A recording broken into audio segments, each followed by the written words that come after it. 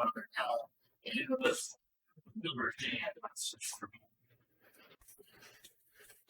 Thank you. Tracy, would you call the roll? Commissioner Matthew, Here. Commissioner Hoffmaster, Here. Commissioner Houts, Commissioner Leininger, Here. Commissioner Baker, Here. Commissioner Lanius. Here. You, All right. Item 1C, approval of the agenda. I make a motion to, you wanna change, which I. I'm sorry, I have a motion to approve. Is there a second? Support. Now, we have motion to approve and support. Do we want to amend that agenda? Like to make a motion to amend the, group, or the minutes, not the minutes, the agenda. And what do you want to do? I wanna move what line items. number 4. Number 4. I wanna move number 4 to the number 3 slot. Oh, today. Just gotta get It is amended. Dr. Luparella is getting ready to fly the coop, so. Fly the group. Who else should do that? Commissioner We Lane, have you wanna? we have a motion and a second to amend the agenda. All those in favor of the amendment, say aye. Aye. All those opposed, the amendment passes. Now we have a motion to approve the agenda as amended. Any further discussion? Hearing none, all those in favor say aye. Aye. All those opposed, motion carried. Approval of the minutes of the August 24th, 2023 Board of Health meeting. Make a motion, we approve the minutes as presented. I'm gonna support it. Thank you, Jeff. Good. I appreciate that. Have a motion from Commissioner Hoffman, support from Commissioner House to approve the minutes from the August 24th Board of Health meeting. Any further discussion? Hearing none, all those in favor say aye. Aye. All those opposed, motion carried. Number 2, public comments. Do we have any public comment this morning? Ashley Ellsworth did send a written report. She can't be here. Do you want to wait until the AAA report? We'll wait for that, yes. Okay. No public comment. Moving forward, medical director's report on page 8 of our packet. Thank you. Thank you for switching the agenda, although I left myself time. I'm actually heading to Parents Weekend at the Coast Guard Academy, so I was thrilled with that. And then my mom's struggling a bit, so we weren't stopping there. We were headed straight to Connecticut, but now we're going to stop in New Jersey first and then Connecticut. So I can at least say hi to my parents too, which will make me happy for the weekend. So you can see my medical director report, pretty similar to previous months, although I'm still taking the firearm safety class through University of Michigan. Very valuable class. It's kind of goes through history of firearms and injuries and ways to prevent injuries and etc. And it's for some continuing medical education credits. So when I finish, I'm going to talk to Chris Dewey and we might roll that out to providers in the community, whether or not we like the class. And the tests are actually pretty rigorous. So and it's a lot of hours. So they might want it, they might not want it, but at least if I took it, then I can give my opinion on the class. Chris has also worked diligently on a lead presentation for the providers in Sturgis and Three Rivers. And we're doing that next Thursday at noon for Three Rivers Family Practice Group, and MDHSS is actually going to virtual in, give a little presentation on lead. I will be there. And I think they have 7 to 15 providers right now, somewhere in that group, that think they're going to make that meeting too. So I think that would be valuable and a good outreach since we've had that lead issue in the community. And then the rest is pretty much the same. My capstone project this semester is on human papillomavirus vaccine presidency in rural communities, and kind of at the beginning of my research for that. So I have a literature review due on Sunday. So that's done. Just gonna hit the send button when I'm away. And that's been actually a really good process as well. So I think that will bring some valuable information back to our communities too, because we definitely have vaccine hesitancy. Our numbers for human papillomavirus vaccination are pretty low in our communities. And, you know, there's a ton of research on why. So it's an interesting, I don't know if you've seen some of the literature and some of the social media stuff on human papillomavirus. So if you have a child in that age range, like 9 to 14, your provider starts talking about it. It is an amazing, efficient, safe vaccination, and yet it got some very bad PR. So there are lots of parents who are pretty hesitant because of what they're reading on Facebook and social media, even though those are not very scientific, right? And then there's this group of families that feel like that gives kind of permission for sexual activity for their children, even though that is not at all what that vaccine is about. So that got some hype on Facebook and other social media events. So very interesting vaccine because it really does prevent cancers, you know, in men and women. So we started marketing to young ladies, but young men should really be getting that vaccine as well. So interesting. So I just today to talk a little bit about lead, because we've had all of our lead stuff going on in Three Rivers, and most of the research on lead and all the data on lead is children oriented because those are the ones that have problems from lead exposure. So the CDC estimates about 500,000 children in the US with lead levels above what we call the lead level reference. And the lead level reference has sometimes changes as well, as we saw with testing of the water. That level can change, and then it bumps a lot of people into the dangerous area. So Medicaid has required for quite some time that we test all kids at 12 months and 24 months. And if they miss that testing, then we have ways to test them later, at least once.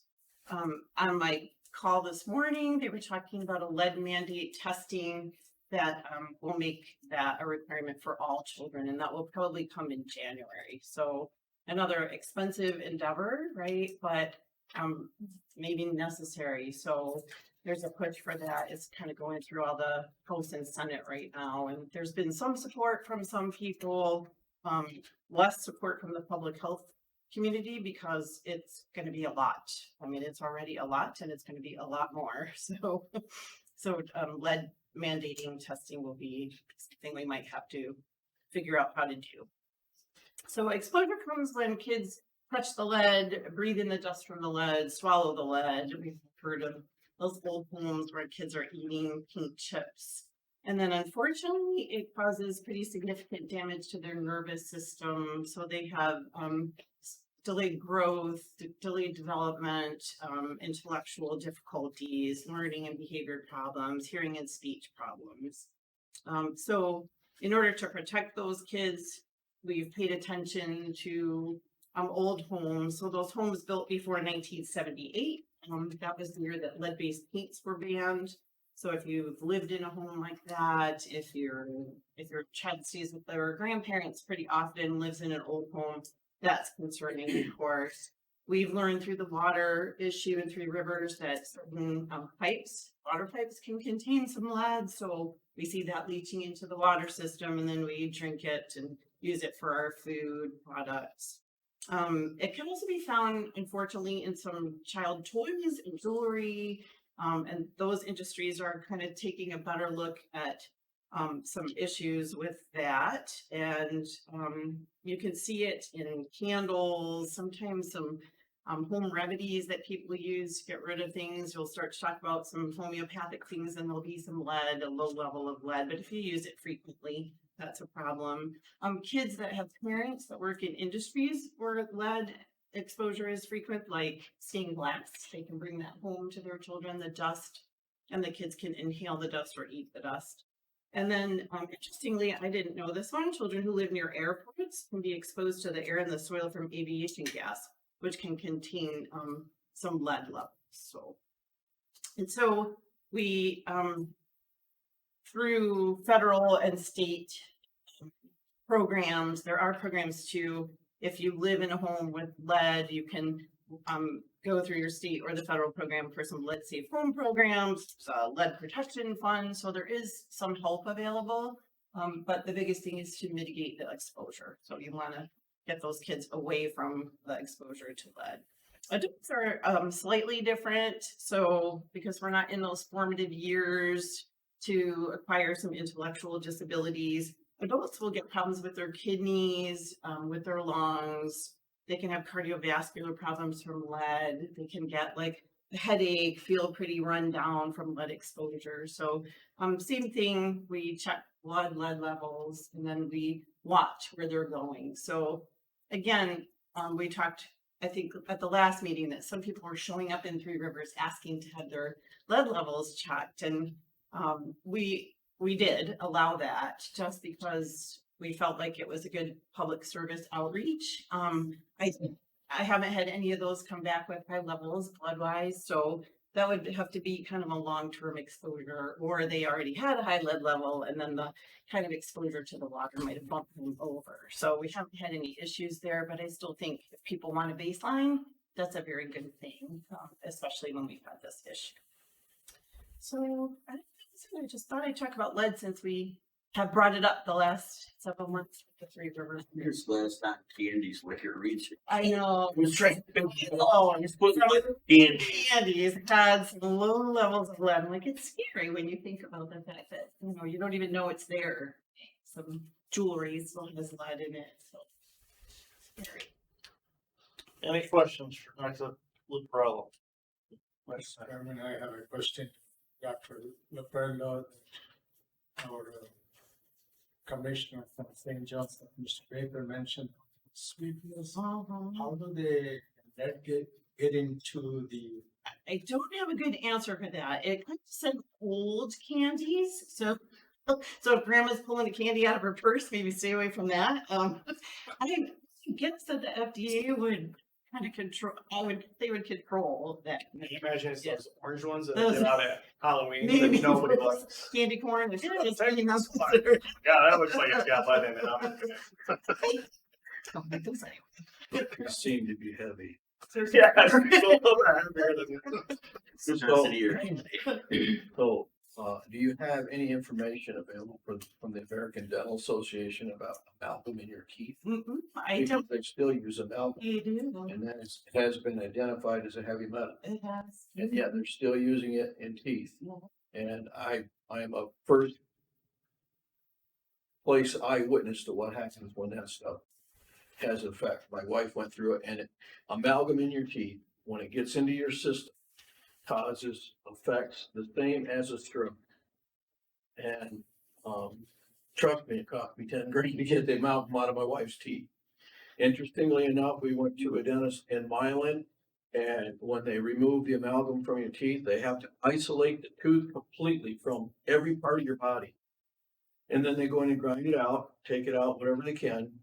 And once it's removed in a container, they have to call hazmat and identify that they have amalgam in their facility.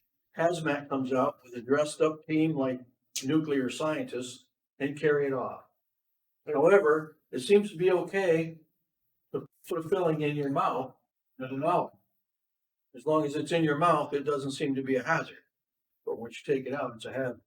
And I wondered if there's anything at all about it. I didn't read anything, but I will certainly do some research on it. It's very interesting Is that it the scary? American, yes, You're the walking American around with Dental it in your. Association refuses to identify that as a heavy metal. So, Is that commonplace for them to use? yes, Is it? yes.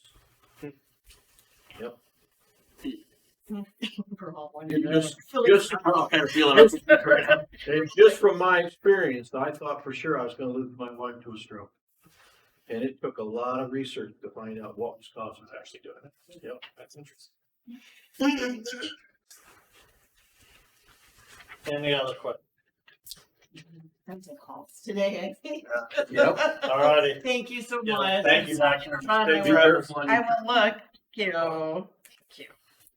Well, you're, He's a junior. It's a 2C, they call it. He's a junior, so he's got a little more freedom. He has a water polo game on Friday nights. I'm excited to see it because we don't get to do that often.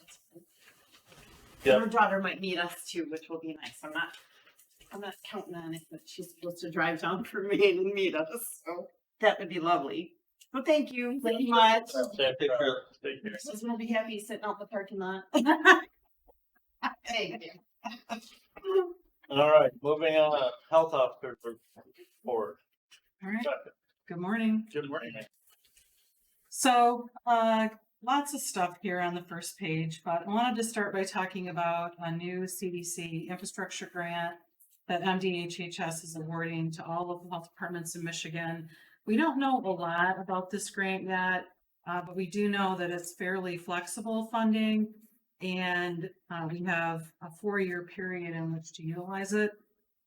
What we have indicated to MDHHS we would like to do in year 1 is some infrastructure improvements to the Hillsdale building, which would include painting and carpet replacement and drinking fountain upgrades at all of our locations to move from the old style of drinking fountain to the newer water bottle fill, which still has a spout, but has a water bottle fill station. Those contain filters in them, which will be nice, at least in our Two Rivers building, where we know we need to provide filtered drinking water to individuals that use it that way.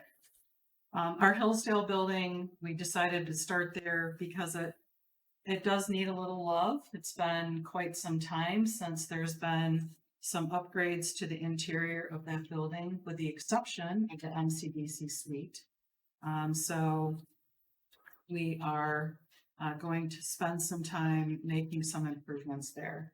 Rebecca, can I ask a real quick question? So we just approved the amount for the elevator at Hillsdale. Can we use any of this money to go towards that? Or is that already, I think we might be able to. I mean, that could save us some money, right? Because we're talking about taking that out of general, or not general fund, but capital improvements. Yeah, and we've already paid the half down on that. Okay. So, but I would think that would potentially be an expense that could be covered under this grant, although we didn't write it in this year, so maybe not. We would have to amend what we wrote. Just an idea. That's a good idea. See if we could It use is a good that. idea. Because we're talking about trying to keep that buffer on the Hillsdale capital improvements, and we're kind of eating into it. Maybe we could use this grant to go a little bit to offset that. Good suggestion. All right, so that's that. I did go into quite a lot of conversation here about funding. As you know, on the agenda today, coming back is the conversation about a local appropriation increase. And so I spent some time talking about the ELPHS funding that was appropriated by the state legislature, the additional funding that is intended to bring the state closer to their 50% cost sharing piece that's required in the public health code. We still don't know what that looks like for us. We certainly anticipate an increase. We just don't know how much it could be. And there could be decreases in some programs, but increases in others. Again, we just don't know yet. We were told that we would probably know on 10. So soon, hopefully soon. So we asked again this year for a 15-cent per capita increase in local appropriations. And we're continuing to ask for that because our local appropriations are still behind the 50-50 part that's required in the public health code. It is our most flexible funding, the funding that doesn't come with ear tags, can only be used for this. These are the funds that allow us to really be able to grant all of our staff raises and things like that. So we continue to ask for this, that, and I keep sharing with you that the agency took really huge local appropriation cuts between the period of 2009 to 2013. We have reduced our staff by almost a quarter from the time that I started working here to where we are today. And that's because we don't have that flexible local funding to be able to keep those staff here. So what that has done then is made it even more difficult for our staff to do their work because they're being asked always to do more.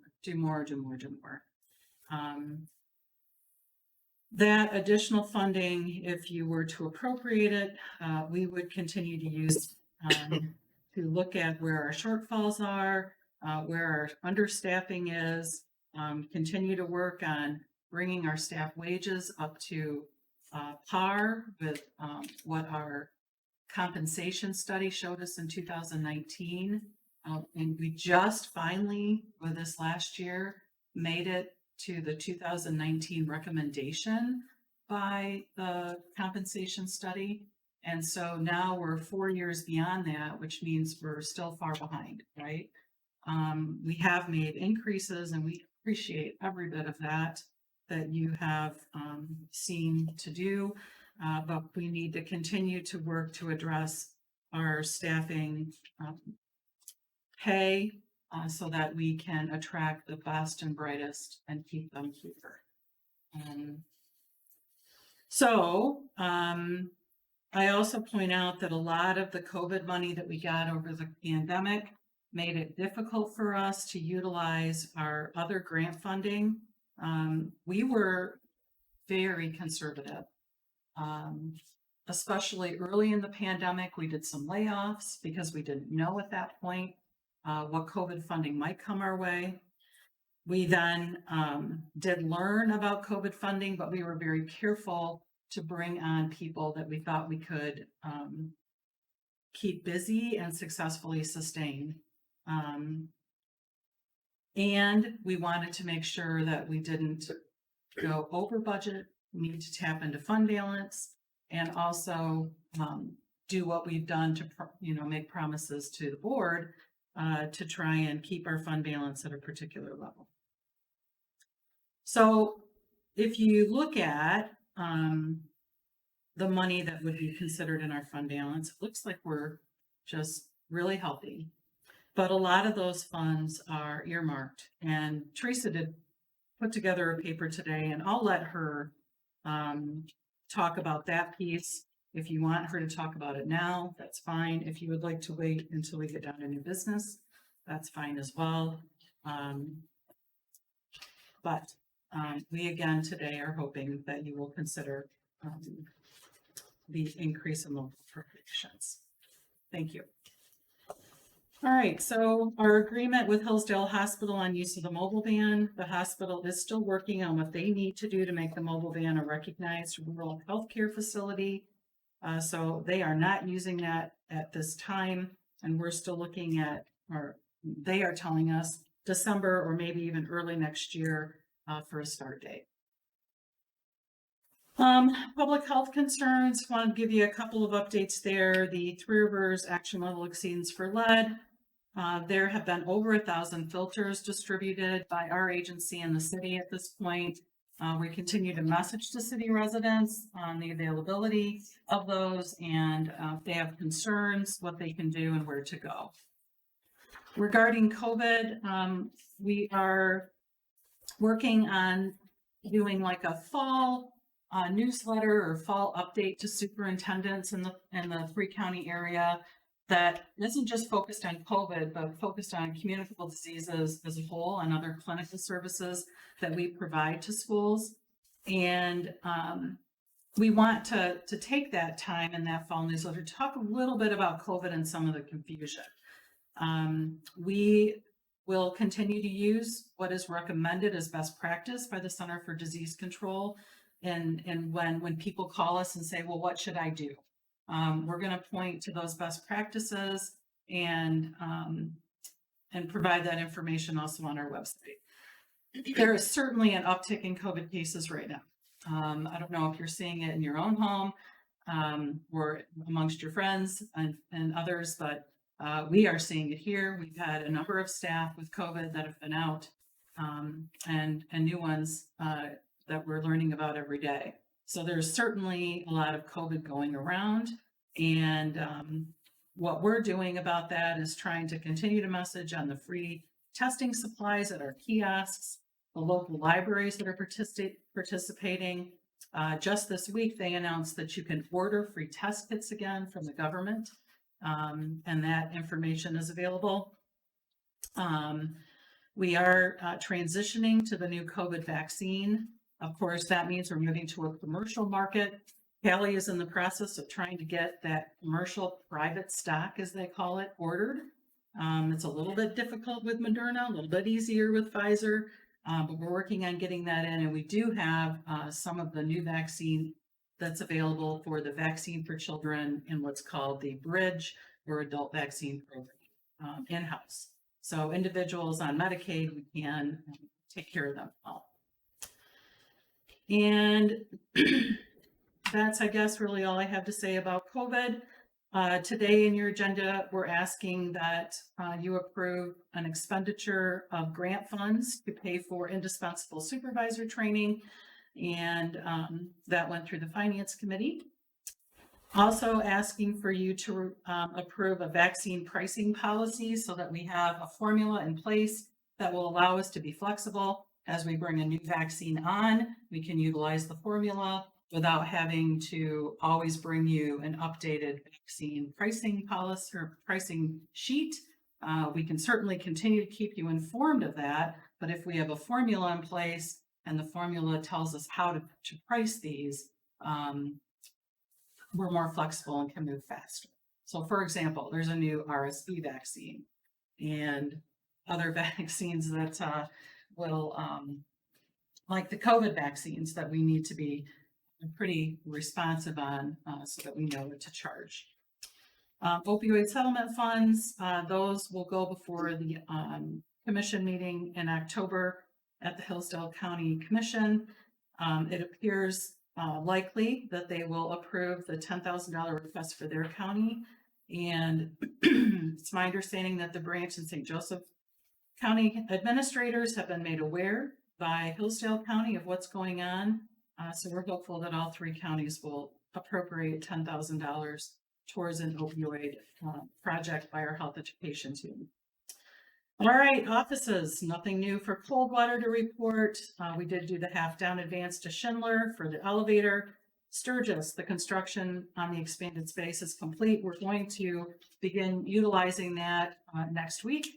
We have equipped the space with all the necessary furniture. Three Rivers, construction on the gable ends and the eaves is finished. Materials used really look nice and should provide us with a lot of service with maintenance. Thank you. Just for planning purposes, look at doing something to that exterior in Hillsdale. Mhm. And, you know, because I'm sorry, but whoever had this idea of putting wood up on the gables and soffits a long time ago should have their head examined. Well, one of the projects I'm hoping to target with this CDC infrastructure grant is that I didn't write it into the first year of the grant because I don't have time to get bids for it before I had to have the grant submitted. So It's on the radar. It's just not Three it's Rivers not a looked new at, one. Three Rivers, yeah. So It's Hillsdale. they gave us only But they 10 did that, they did days. the same thing over and through, you know, Further in the way. Three Rivers looks good. We were over there just the other day and it looked really good. They gave us only 10 days to determine and write a grant for what we were going to use that CDC infrastructure money on. So we really didn't have time to get bids for anything. So we had to go very general. Like Ryle gets this. all right, any other, for the health officer at this time? I just gotta say, this meeting the other night, community health center, they're gonna have a Narcan machine put on out there, anybody can go get Narcan.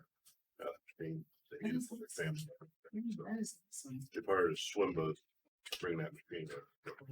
Can I get, yeah, and we'll maybe wait to talk more about the fund balance and stuff when we get to that.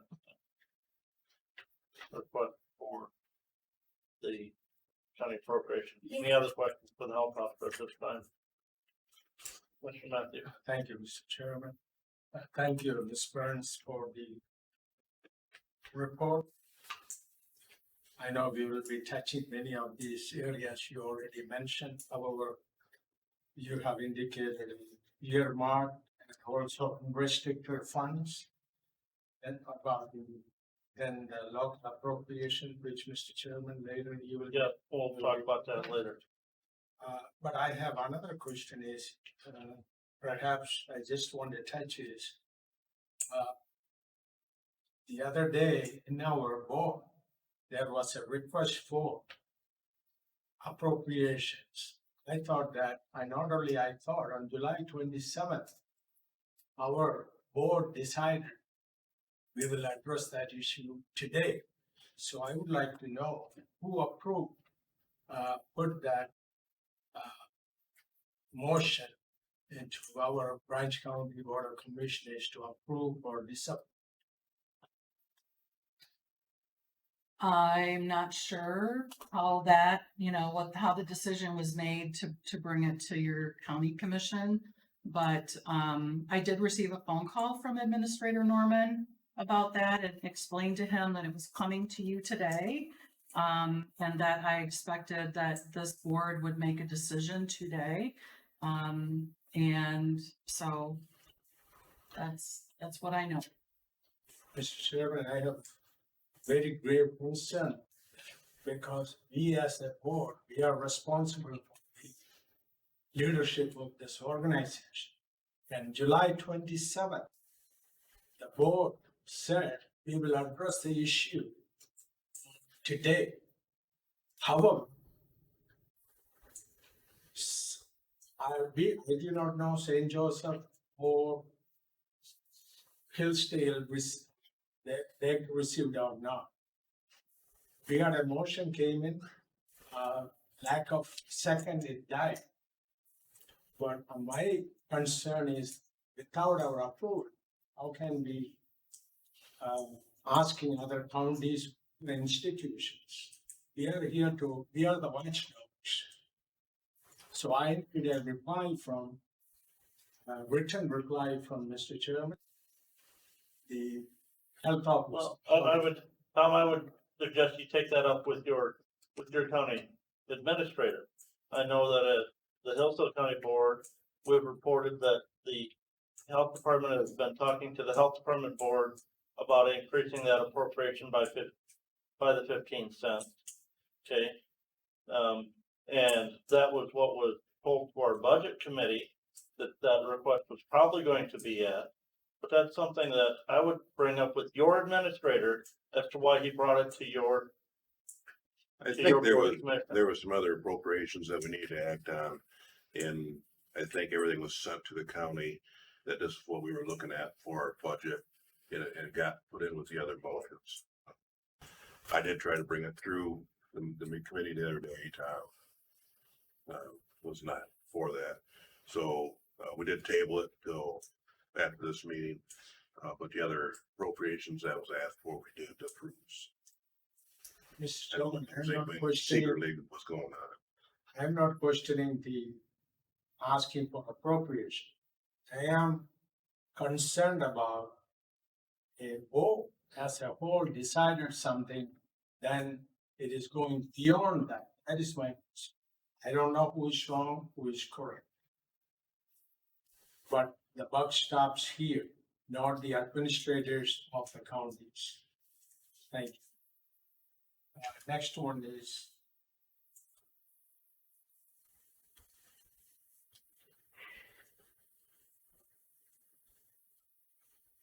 I'll be discussing. Thank you, Mr. Chair. Any other questions? All right, hearing none, moving on. Ms. Nichols, Morning. good morning. I'm sorry, I'm kind of sleeping this morning. No worries. Welcome back. No, I still have 3 more days, so. I'll be pretty quick this morning. I don't have too many significant updates this morning. Becky had already mentioned, you know, the updates that we have going on with the COVID vaccine. So that's been pretty consuming, moving to that commercialization process and trying to work with the vendors and things like that is just, it's a process. And then, you know, our EMR as well, just making sure everything is put into that system. So, but it is, we're approaching respiratory virus season. So we do have our influenza vaccine in-house and slowly working on getting the new COVID vaccines. But we have seen some COVID cases and, but influenza activity is still pretty low at this time. Let's see here. COVID vaccine, although it's being commercialized, there will be options for people to be able to get that at no cost with, like Becky said, BFC or Bridge Access program. And then I think at this time, most private insurance will cover that at no cost as well. There may be some insurance types that won't cover it fully though. Let's see here. I just wanted to give a reminder for our STI and HIV programs that we are part of the Wear One program. So, and that's a campaign that can provide free condoms. So anybody can come in and get free condoms. We can provide, you know, education on STIs as well, testing and treatment. And then we do have a confidential HIV testing that can be offered curbside as well, which appointments can be made on our website. See here for WIC, I wanted to give a shout out to our breastfeeding peer that's in our Hillsdale office. She was chosen as peer of the year at the Southwest Region Breastfeeding Conference. So that was really, really exciting. I don't know how long Amy's been here, but she's a really, really great peer, very knowledgeable, very passionate about the work she does. So we're just really excited to see that for her. You may have heard some information about the potential government shutdown occurring on maybe September 30th or October 1st. There has been some different media about that in regards to the WIC program, that WIC could be totally shut down and that we would not be able to provide services. There was a meeting that was held yesterday that from the state WIC program, that information is false. We still will be able to continue WIC services if that occurs. It would be business as usual. They feel that Michigan is in a good place financially, that they can be able to, that it wouldn't influence the WIC program, which is great news. We don't want people to lose those benefits. I mean, it could be a different situation if that goes on for an extensive period of time, but right now they don't seem to have any worries or concerns about that happening. And then lastly, they did share that the eligibility for the Children's Special Healthcare Program is extending to age 26, which is huge. It's really great news to hear because there's a lot of children that can be re-enrolled on that program, children and adults that can be re-enrolled on that program and be able to get some of the services that they provide through that program, where maybe they wouldn't be able to have the funding to do that, not being on it. So I don't have a ton of details or information on it. I know that they had sent some fact pages out to some clients regarding that and how this process will work, but that is actually supposed to take effect October 1st. We looked at our re-enrollment numbers and we're thinking that could increase to maybe around 400 participants, which is quite a lot. So no information as far as budget right now, but they did mention that this could be a process as well and take around 6 months to update computer systems and things like that to make sure everything's flowing smoothly with that age increase. And I think that's all I have right now. So I'm happy to answer any questions.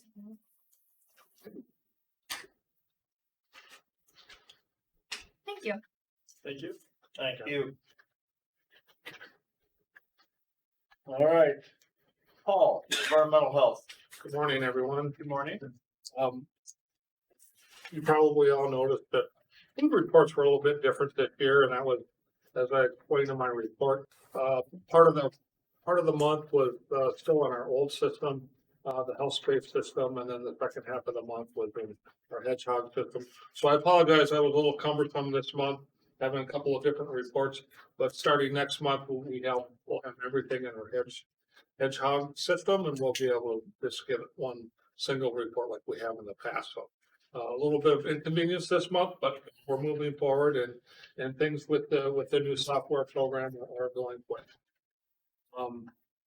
We still have a open position for a type 2 coordinator. We had interviewed and I had offered the position to a gentleman I thought was gonna be a really good fit. He was fresh out of Michigan State, had all the background we needed.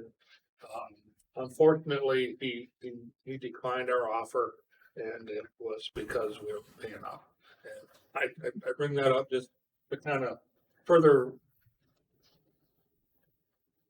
piggyback on what Becky has said, and it's very difficult to find good people in environmental health. Last week I went to Environmental Health Directors Conference, and it's one of the things we talked about.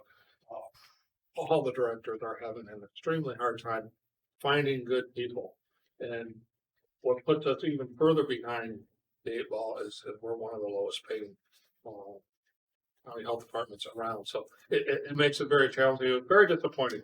I thought that this gentleman would have been a really good fit. He's also a local person. He's been working here in the Coldwater office. He's lived locally. A person that really genuinely wants to protect the water resources of our counties. And he had a great attitude about it. I thought it'd be a really good fit. But unfortunately, that didn't happen. So we continue to try to find somebody to fill that position. The state started a free water testing program. Legislature appropriated $15 million for free testing for water.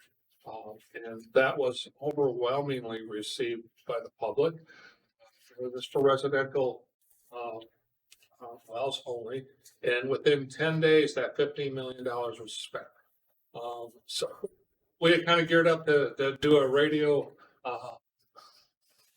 broadcast and promoting this. And before we could even get to the radio, the money was spent. And that's a good thing. I mean, it's a good thing that our citizens are really concerned about water and took advantage of that. I'm glad that all those dollars were spent. People were getting their water tested. I'm hopeful in talking with folks at Eagle that promoted that program that there may be some future appropriations to have that happen again. That would be really good. So they were offering testing for bacteria, for nitrates, and for a series of metals. So it was pretty comprehensive set of testing. There's no PFAS, there's so many things that obviously they could check for water, but these are some of the real core things that the people could get their water tested for free. These samples for the bacteria, the nitrates, they're $18 to $20. Metal tests are a little bit even more than that. So, they're not extremely expensive, but there are some people that is expensive and don't have the money to test their water. And so a lot of people were able to take advantage of that. So the last thing I wanted to talk about today, a couple of House bills that have been proposed out there in regards to a statewide sanitary code. This subject has come up time and time again for a number of years. And one of the sticking points with the legislators is Michigan, the only state in the whole union that doesn't have statewide sanitary code. That's a true fact, but what people don't understand is each county has their own specific sanitary code. And those sanitary codes are reviewed every 3 years at accreditation. They set standards that are very high across the board for protecting our water supply. But there are these bills out there, and I'm not saying it's necessarily all a bad thing. One of the things that environmental health directors in Eagle and Mouth. The directors are the, medical, I'm sorry. Michigan Association of Local Public Health. Yes, Mouth. all people associated. I'm a little trouble this morning. Anyway, one of the big things in these bills that's a real sticking point is there would be requiring an inspection of every sewage system in the state once every 5 years. So one of the things that was assumed by people that are putting this legislation is that we have records on every sewage system across the state. We do not have that. We have tons of septic systems that were put in long ago. We have no records of things that were put in without permits. And so to try to compile list all those sewage systems and put them on a list, so you're gonna have 20% the first year and then so on down the line. It's an impossible task to try to compile that list to begin with and to expect that each individual health department is going to be able to pull that off. It's a huge, huge undertaking. And, you know, even though every state has their own, has a statewide septic code, none of them have this particular aspect in their codes. Nobody. Because it's so cumbersome, so really unattainable. So that's one of the things that you know, the Association for MOLIHA, which is the Association with Environmental Health Directors, and Mouth for health officers, and Eagle, everybody's really kind of trying to talk to the legislators. Say, you know, this is an impossible ask. So you don't know where this legislation is going. I want to get it out there to you and explain a little bit of the background on it. And with that, I think that's all I have today. I'd be happy to answer any questions anybody has. I think, county had Pat resolutions together. Yes, I I talked to Bud Norman about that. Yeah, did that. Contact. Yeah, and I appreciated that. And we just did that at our last meeting. First meeting, but I think, you know, you said that you've got a position open in environmental health that would work in that sanitary side, and you can't even fill that, and if you have to go out and inspect all of those facilities in 5 years, where do those people come from? And because I meant to mention that, thank you for bringing that up, that it would create, have to hire so many more people, not just in our agency, but across the state. We can't fill the positions that we have now. We're having a really, really difficult time finding qualified people.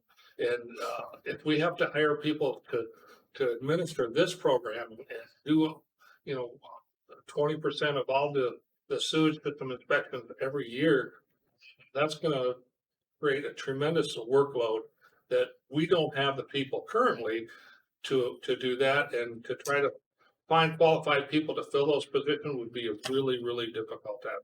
Thank you for bringing that up. Mr. Chairman, and also the Michigan Association of Counties. That association proposed a current set of proposals. Good to know. Thank you. Any other questions for Paul? Only that, with Michigan having county codes on an individual basis, does that mean that the county codes might be a little more accurate for the ones that they have reported? When you lay up against the state's codes that they're trying to propose, in general, they want to generalize the whole state, right? Right, So everybody would have to fit into that. right. Would that diminish some of the restrictions and regulations per county? It could. You know, It, I mean, it would change all the counties. It right? could, you know, in some areas it might be a little stricter, in some areas it might be less restrictive. You know, and each individual county has developed their own sanitary code based on their geological conditions. Right. And so Right. forth. So it's kind of tailored to that specific county. And like I said, these individual sanitary codes are reviewed every 3 years through accreditation. That's one of the things that they take a look at to make sure that we're covering and protecting our water resources. That's one of the main Yeah, goals. so even though there are septic systems out there now that are not recorded because of date, even with the state coming in, that's not gonna come back and pick them up, is it? I don't know how. I don't know how we're They gonna have no identify funding on those. them. How would they identify them? You know, we would identify them at the point where they fail and they need to get something new put in. That's how we identify them now. That's the only way we can identify them now. If they run. If they pull a permit, exactly. Yeah. Exactly. Yeah. Any other questions for Paul? Paul, I will ask, I was not there, but I heard that there was a question asked at our commission meeting on Tuesday about Board of Health enforcement of a homeless encampment in Hillsdale. Campground there at the thrift store. Question asked about that. Are we? So the issue and the order that I wrote on that is I had anything more than 5 site is considered an illegal campground. I went there Tuesday, they have 4 sites. They have 4 We can do no more there. That's as far as we can enforce that. They have 4 campsites. They're, you know, that was the only, they have bathrooms, they have water, they have everything that they need as far as that goes from an environmental health standpoint. The only thing that we could look forward on was the fact that they had more than 4 campsites, which they no longer have. So, as far as we're concerned, it's a close. And right, and the enforcement on that was the Michigan campground So, code that yes. we are required to enforce. That says Right. 5 or more campsites must be licensed as a campground. correct. Any other question? Hearing none. Sutter's not with us, so Rebecca's gonna give that report. Yep, and of course, I can't do what Laura did in any respect, but certainly try to touch on things here. So, she does give you some victim of elder abuse program updates here.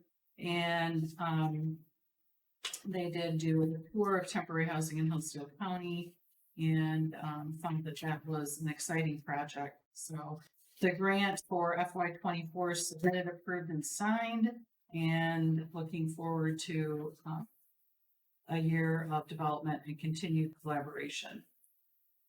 For FY 23 year end, they're working to prepare the end and start of 24. Of course, this is when things get really busy. They reissue contracts for fiscal year 24. They report on 23, and they're just gearing up for a smooth transition from one year to the next. Outreach events, fair, Veterans Day, they were there, and the Project Connect event that's coming up October 6th in St. Joseph County. So for those St. Joseph County commissioners, if you want to stop by the fairgrounds that day, it's quite an event. I hope to be there myself. The Commission on Aging Board and Brink County is considering enhancements to their congregate meals. So that's good, and more to come on that, she says. And the advisory committee that she has for her AAA is discussing and reviewing bylaws, and there's some draft changes coming. So that's what she talks about. There's also a letter included here that the things are operating as they should be, that they've done their assessment and we're in good shape. So that's always nice to have. And finally, Ashley said she apologizes. She has a sick kid today and isn't able to be here. But the things that she wanted to share, she did say she's on the live feed, by the way. She's watching us. Hi, Ashley.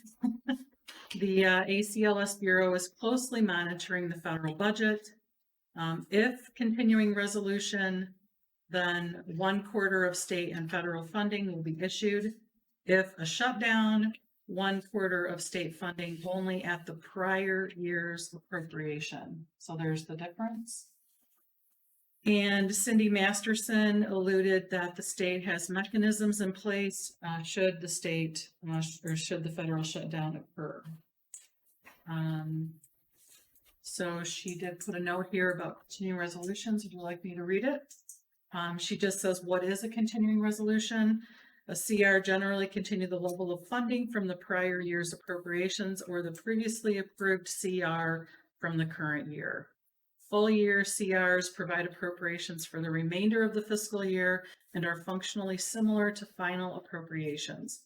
A CR can include changes from the prior year's budget that could 1, alter the rate at which funds are utilized, 2, extend an expiring program authority, or 3, provide a specific dollar amount of funding to a program during the CR. So it just makes things a little bit more difficult, obviously. Hoping that we don't go there, but we certainly could. Does anybody have any questions? I'd be happy to take notes and get back with you on You didn't anything. mention that they presented to the state committee Yes, on the 15th for the, yes, that just happened fiscal year for 24. before, and that has been approved. That was approved, yeah. So every year we have a plan, and the plan has to be reapproved by the commission. And so, yes, Laura and one of her staff went up there and as well. Any other questions? That letter is in your packet, I see. So, yes. Okay. Hearing none.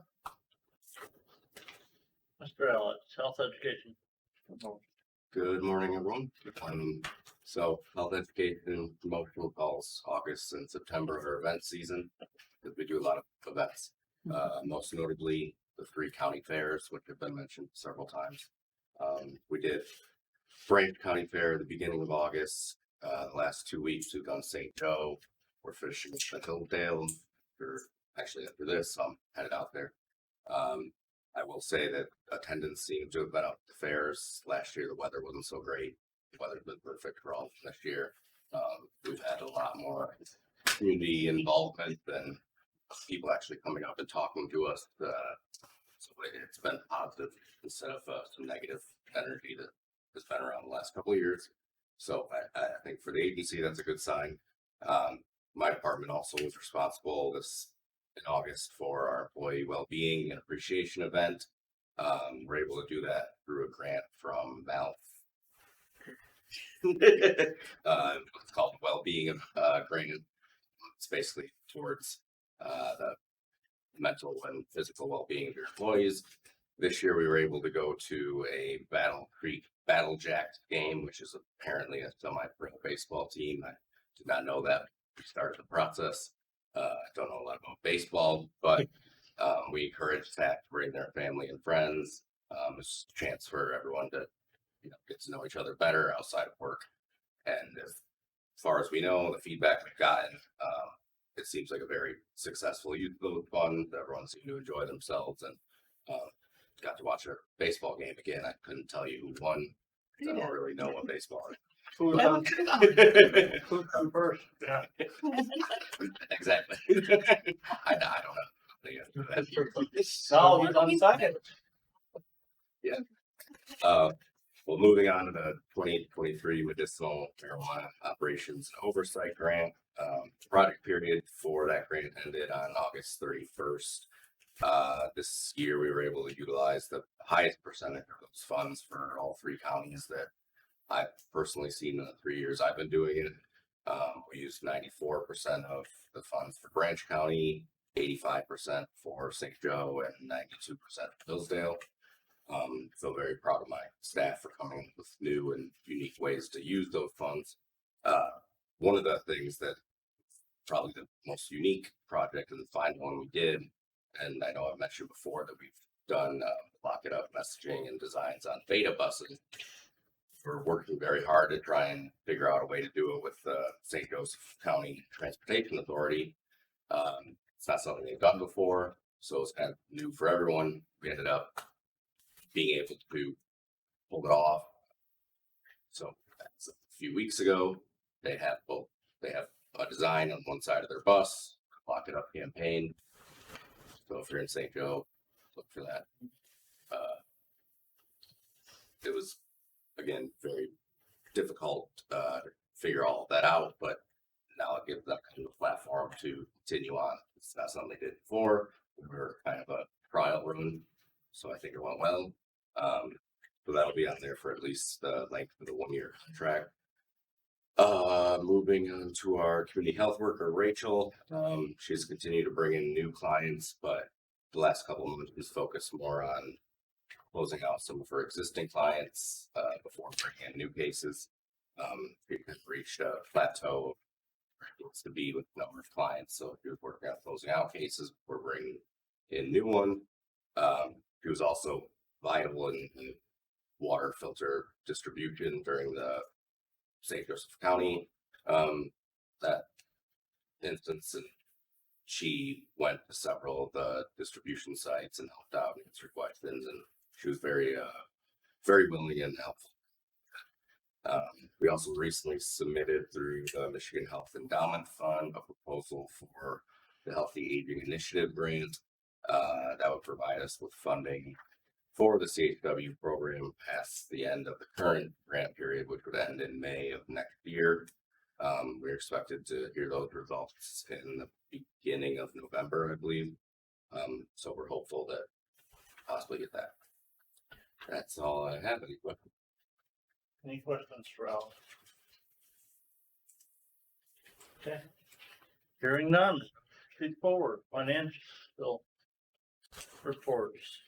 Payment for the month of August 2023 or before us. Yeah, so you have the payments before you, totaling $412,704.53. There's a couple of unusual things in here. On page 36, you'll see PHC Corporation of North America. That is the vaccine refrigerator that the board approved the purchase of. And then a little bit further down that column, you'll see Schindler Elevator. That's the half down payment of the elevator that was approved by the board. I would be happy to answer any other questions that you might have. What? One would be for a maintenance contract that's annual, and then the other is the door lock. Any questions, or I will entertain a motion to approve the August payments as presented. So Do we have support? I second. We have a motion to approve the August payments as presented from Commissioner Hoffmeister, support by Commissioner Matthew. Any further discussion? Hearing none, all those in favor say aye. Aye. All those opposed, motion carried.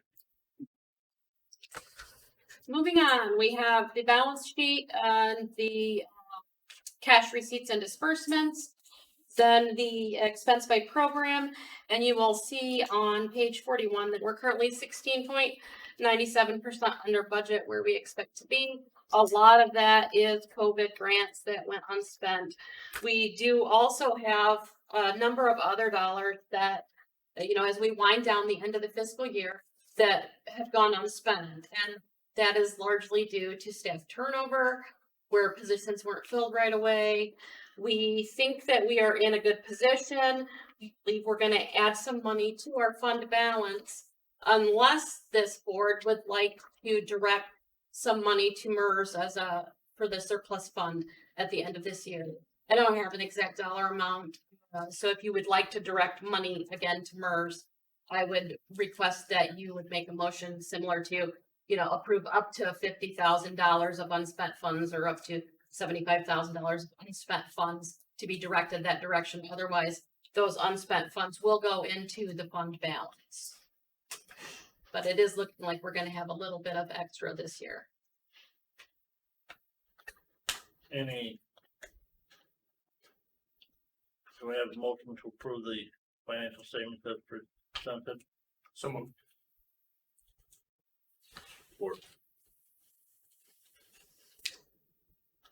Motion by Commissioner Hoffmaster, support by Commissioner House to approve the August 31 balance sheet and financial statements as presented. Any other questions?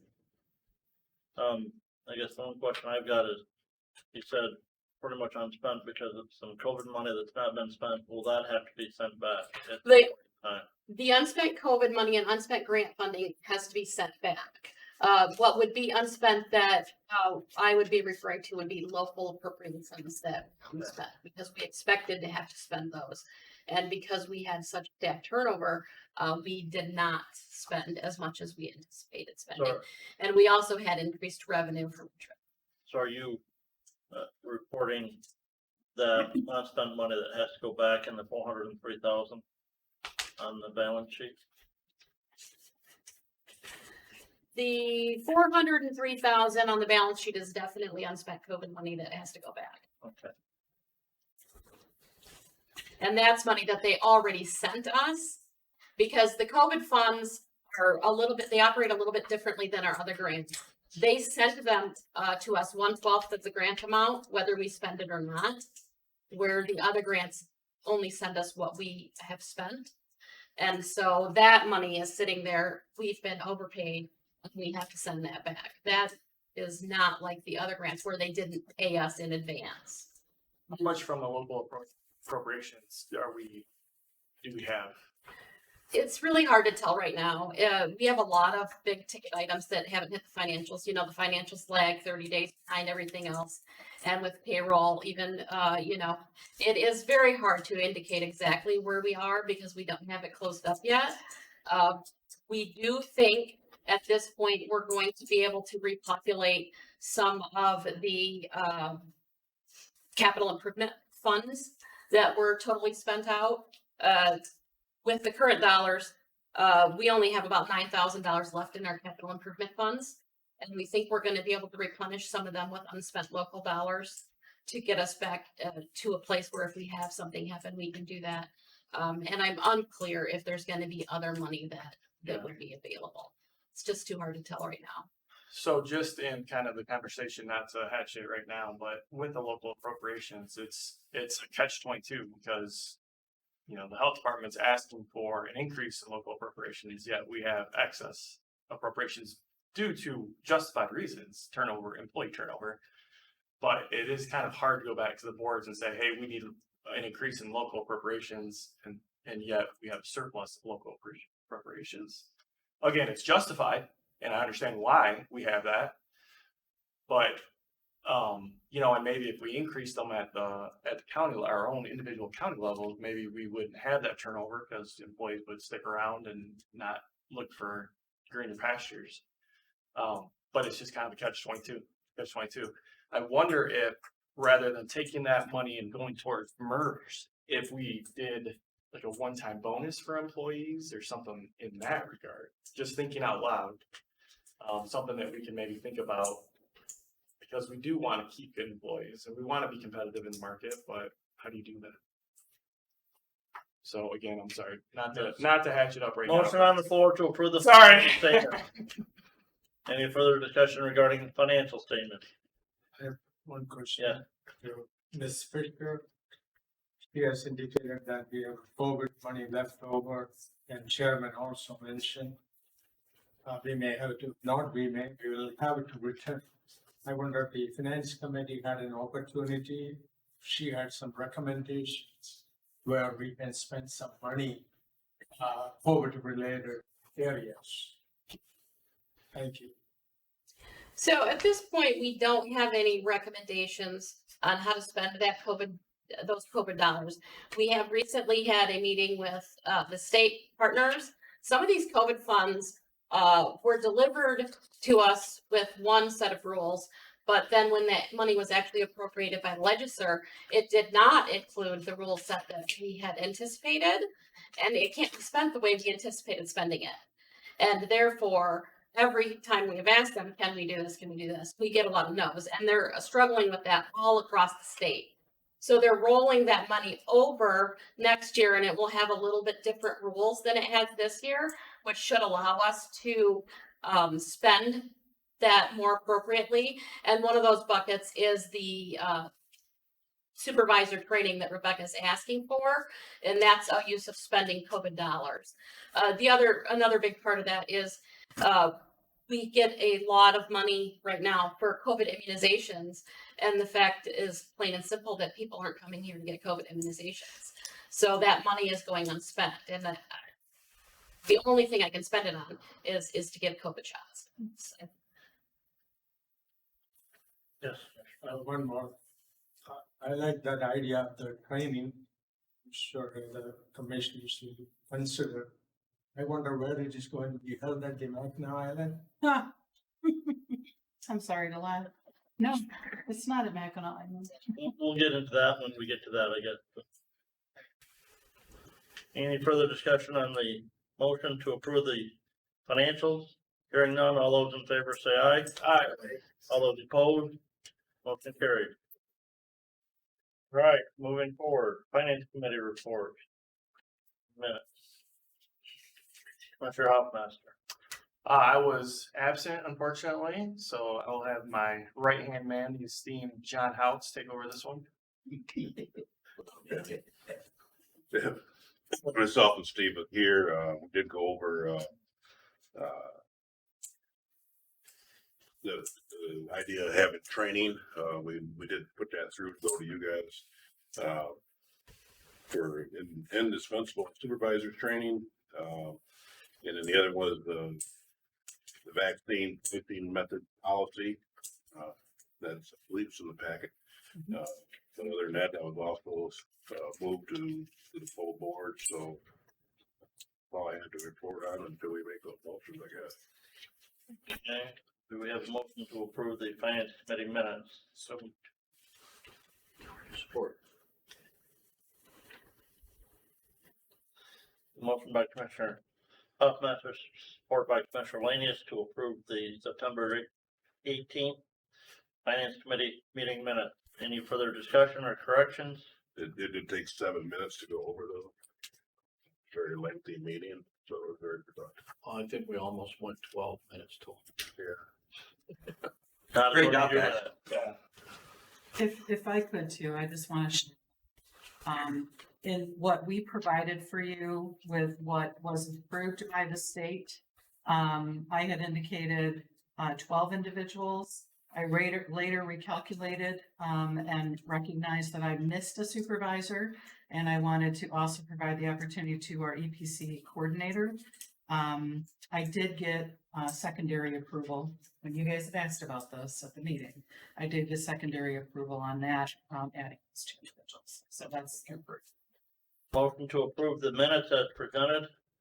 Any further discussion? Hearing none, all those in favor say aye. Aye. All those opposed, no. Motion carried. Meeting shorter. Oh. The Program Policy and Appeals Committee did not meet. Oh, that's right. We won.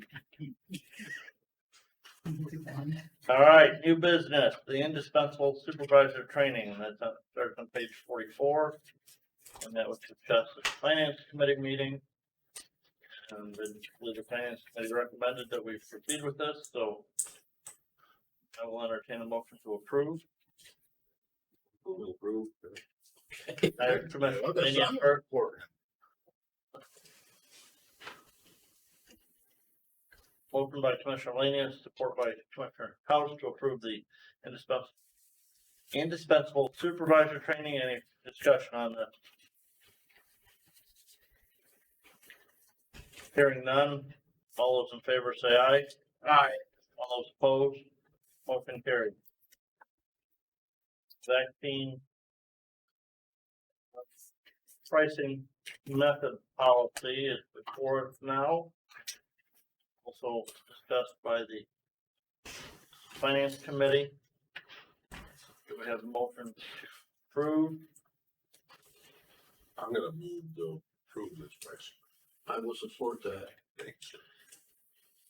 We have a motion by Commissioner House, support by Commissioner Lanius to approve the vaccine pricing method.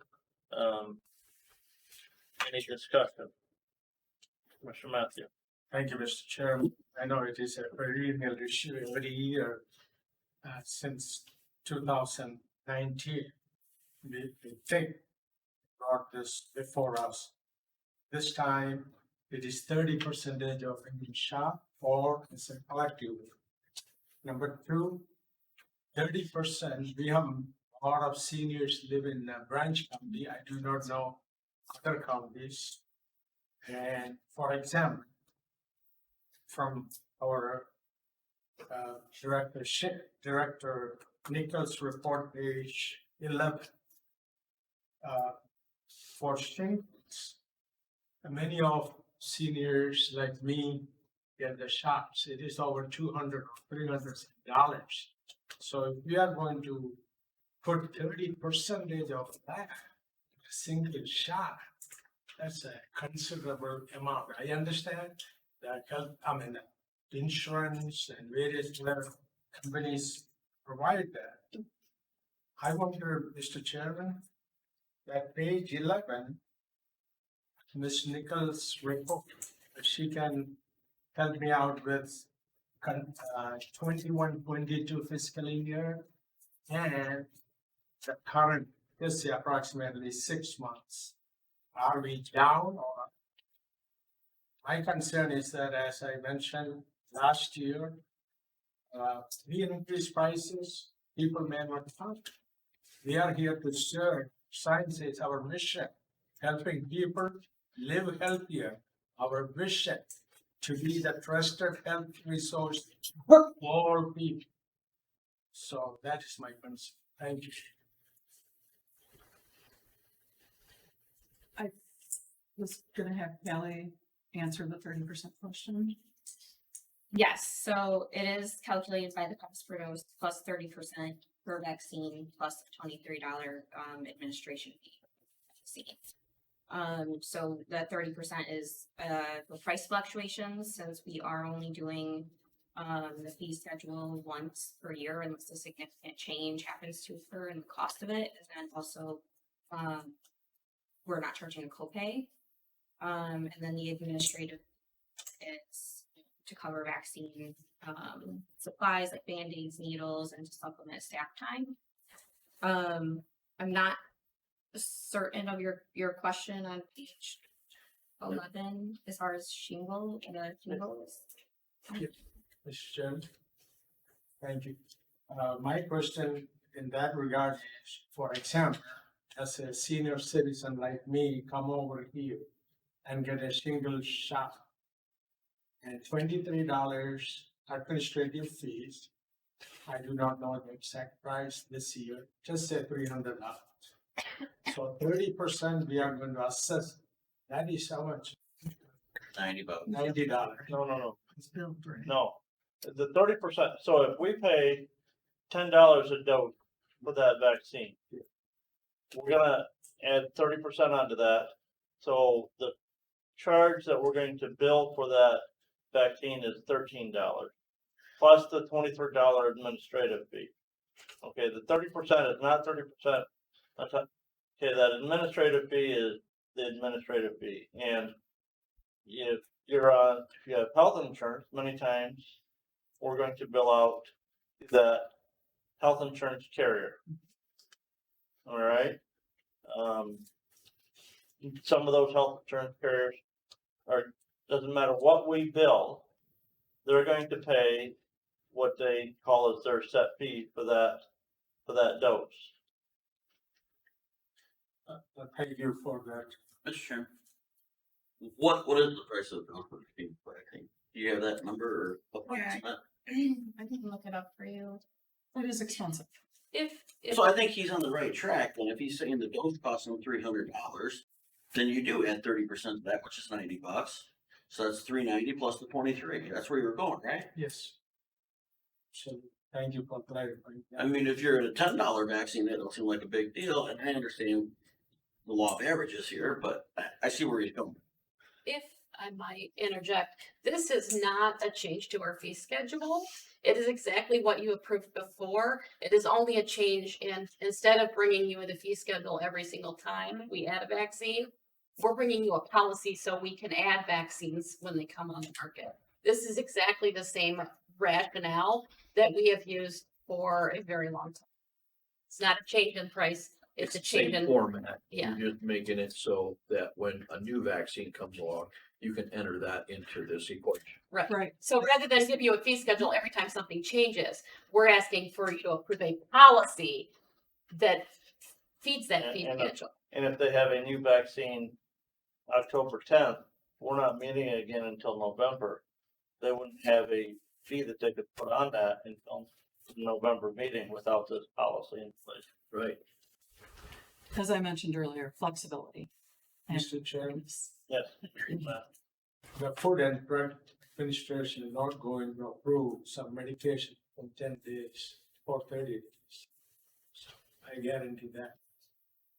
Secondly, Mr. Chairman, my question to Ms.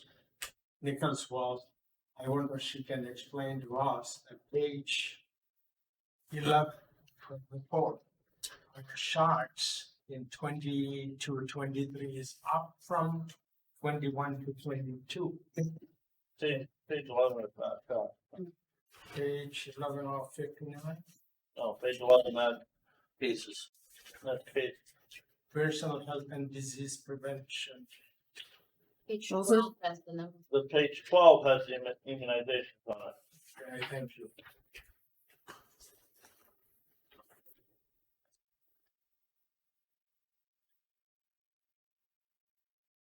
Sorry, I need to, I need to find that. I was looking up the pricing for Shingrix. So right now we have it priced as the cost per dose is $183.22. So adding the fees to it, the total cost would be $262. But I do believe that Shingrix is also on the My AVP program for adults. Which means if an older adult is uninsured or they have insurance that doesn't cover Shingrix, we are able to give that vaccine to them at no cost. And so that's your safety net. And there are 1, 2, 3 shots, you know. Shingrix is 2 doses. But that's total for both doses. No, No, That's per each dose. dose. Yep, per dose. It's very expensive. It is. That's one of the most expensive vaccines. Don't wanna get it. Each alternative. My concern is I'm not saying for myself. We have a lot of seniors being, we are in a lake, beautiful lake region. We have a lot of people retired or working, come and live here. We want to support them. That is only I'm not questioning what you are proposing. Mhm. I support when necessary, but we need to think of. Let me reiterate this, this is not a price change. This is a policy change, so they can add in new shots when they come available. To use this equation to calculate the base prices for that, so just. And backing up one statement, maybe there are shots in the works right now that will come to fruition within the next 10 days. They've been in the works for years, but, okay. I thought the same thing. That one. I couldn't leave it. most of our seniors are covered with Medicare, and Medicare is gonna take care of getting these types of vaccines. So I think probably we should be far more concerned about adults that are not Medicare eligible. Until you hit it, what age, 55, It's 60, isn't it? 55 or 60, Shingrix won't be covered by standard insurance. So. Those are the Well, then your ones. underinsured is covered anyway. Well, that's fair.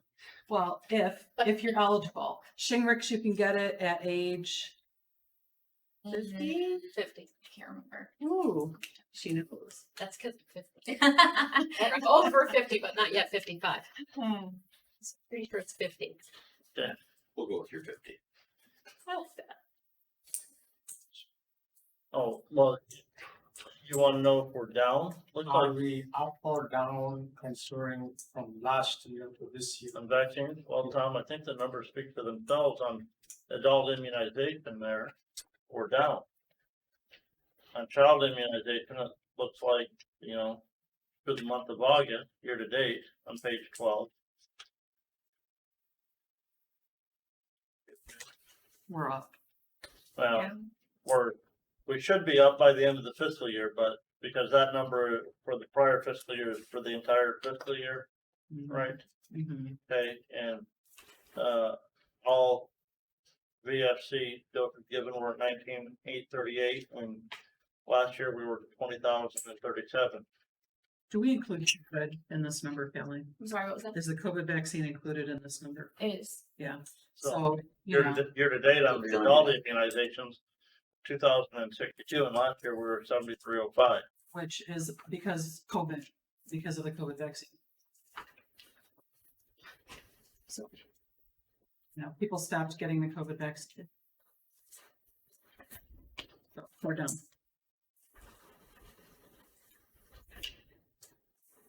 We have a motion and second, a motion on the floor. Any further discussion on the vaccine pricing policy? Hearing none, all those in favor say aye. Aye. All those opposed, no. Motion carried. Letter C, local appropriation. I've already said quite a bit. I mentioned that Teresa included additional information for you today, so I'd like to ask her to go over that. Yeah, so it came to my attention that the Branch County Treasurer called me this week and indicated that he had been getting questions from Branch County board members on our agency's finances. And I am a bit concerned because the Branch County Treasurer is not, he doesn't have enough detail to adequately express what our financial situation is here. And because he's in a position of power as a treasurer, people perceive that he knows what he is talking about, when in reality, the information that I shared was not accurate based on what he shared with me. And the information that I know was discussed, because he indicated to me, was that we have a very large fund base, which is accurate. Okay, so part of the statements were accurate, but part of them were a bit misleading. So I have put together a one-page thing for you at your place that addresses this. And the designated fund balance that we have is the largest part of our fund balance, and it has $2.7 million in it. And the breakout of what those funds are and what programs earned those funds are given there. And if you look at that, the BCCF funds, those can only be used to serve the healthcare needs of the low-income or medically underserved residents, Branch Hills, and Sage. That's a grant from the Community Foundation. That money's sitting out there until we can come up with a reason or something to write that grant for to get that money spent with the Community Foundation. The dental revenue that we have sitting out there is only able to be used for public health dental outreach and education services as part of our contract with MCDC.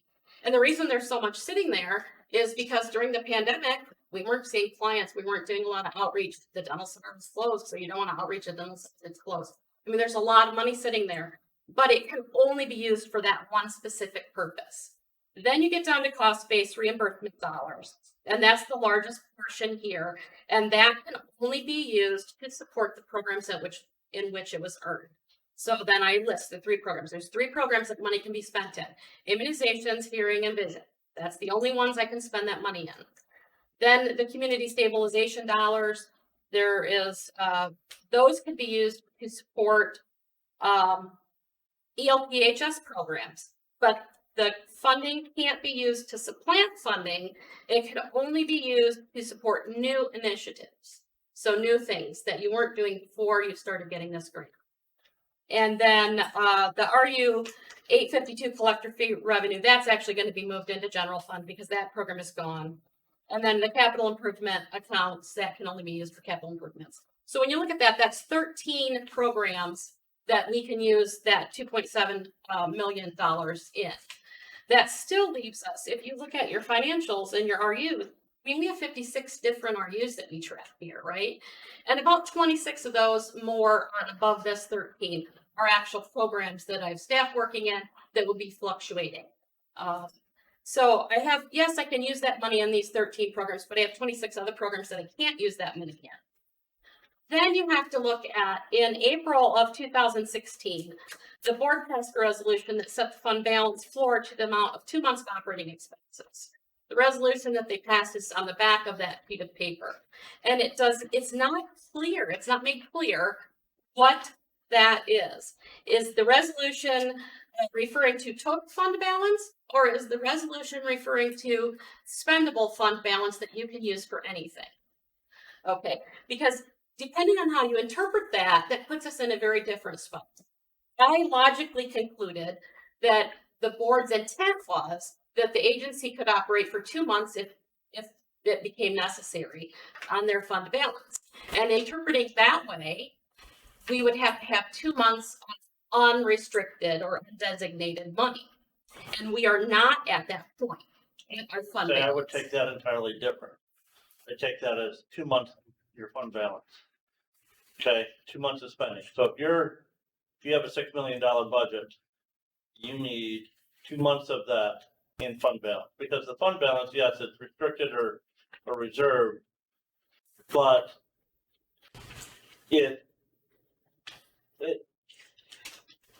it's a money cash flow situation where, yes, this month we may use that cash that was in that restricted fund, but when we get the money back in, it's still in that restricted fund.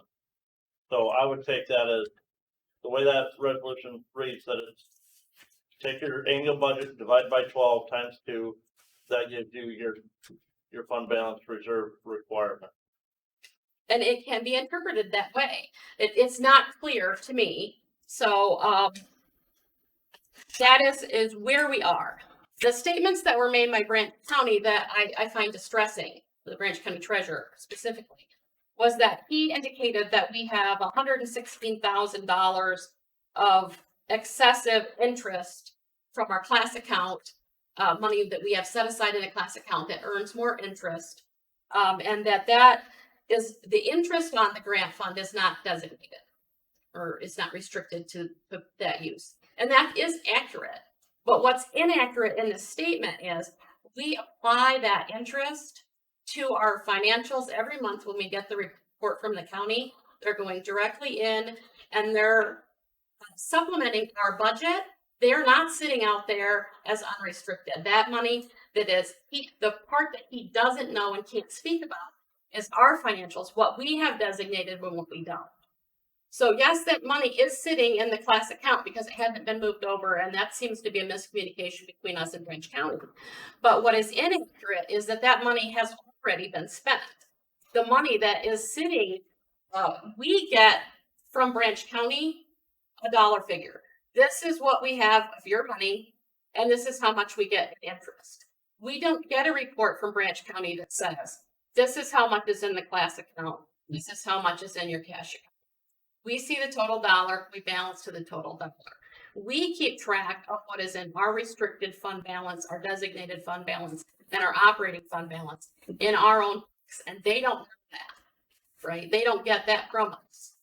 So he has indicated that he told Branch County commissioners that there's $116,000 of unrestricted funds out there that does not exist, because we pull them in every month when we get the interest from Branch County. We incorporate that, we book it into RU10 and spend it, which is one of the reasons we have unspent local appropriations, because we spend interest and book interest before we book appropriations. Okay. And the class account interest has gone crazy this year. Okay. So from the years, years 18 through 21, the net activity was $35,000 for that period of time of interest. For the year 2022, we got almost $27,000 worth of interest off of that. This year, so far, we've already received $53,000 worth of interest. Now, how do you predict what the interest is going to be on an account like that? It's very difficult to predict and budget for. So, we've already doubled what we got all of last year. So we didn't guess correctly when we put our budget together on what our interest was going to be, but we always book interest first before we book local appropriations. So that money is really not sitting there as undesignated. What has happened is they have applied cash that's in the cash account that is part of the designated fund because they don't have the detail. It doesn't matter to them. They have this much money. We keep track of the detail here. We are the ones that know what is designated, what is restricted, and what is operational fund balance. So that is, it's very distressing to me. So I will say, we do have a lot of money sitting out there in fund balance, but it's very restricted, as you can see, on what we can use it for. And we are making appropriate changes. The COVID years really were very hard years, but they were very good years for them, right? We took in a lot of money that supplemented our budget in ways that we've never seen before. And now we're coming down off of that high. And we did manage to put a lot of money in fund balance that has these restrictions on it because we didn't have to spend it. The problem that we have moving forward is that we can't always count on all these revenue sources, right? The COVID money is going to go away. This interest money that's blown up, which is great. I mean, I love having it, but I can't count on the interest being double or triple what it was because I just can't count. It's like betting on the stock market. It's something that I just can't incorporate all the way into my budget. I love seeing it, and when I have it, it's great. But when I look at, do I want to give my staff a raise? Can I count on that? Because then if that raise doesn't come through, then I have to hit fund balance. If that interest doesn't come through, I have to hit fund balance. And budgeting here is different than a lot of places because we have 50 different RUs. And I can't spend this money for that. I can't spend that money for that. And we have 75 people, and I have to say, oh, you're working 2% in this grant, 4% in that grant, 5% in that grant, which makes it very, very complicated to make it all work out in the end. And I am not saying that we are going to perish and die and close the doors if we don't get the 15 cents. What I am saying is that it is our job to do the best we can for this health department. And when we put original budgets together, it is very, very hard to make them balance because we don't have the full picture. And we still didn't have the full picture. We put those original budgets together in June, and when we put those budgets together in June, we couldn't afford to give our staff a raise at all. Not any cost of living, not nothing. Now, it's a better picture now than it was then, but we still don't have all the information. We know we're getting this information on this increased ELPHS, but we don't know how much. We know that health insurance is going to go up, and we're projecting 12 to 15%, but we don't know because we don't have that number yet. And we know that MERS went up $30,000 this year. And, there are a lot of things that we know, but there are still things that we don't. And it becomes a question of, even with staffing, when you run a budget that's very, very tight, one person that leaves can make a big difference. And it can make a big difference in a number of different ways. So one, maybe it takes us a while to hire that person. And if it's a nurse, that's a big salary that isn't getting spent.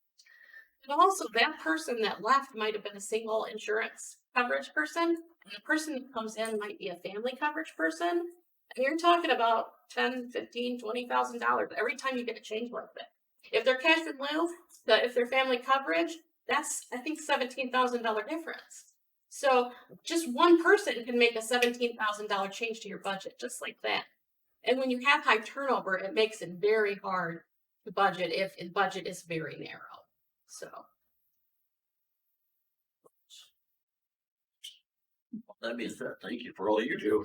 Yes, indeed. One of the question I've got on these fund balances is, I went and I pulled the audit from a year ago. And the first two that you mentioned there, haven't changed since August, September 30, 2022.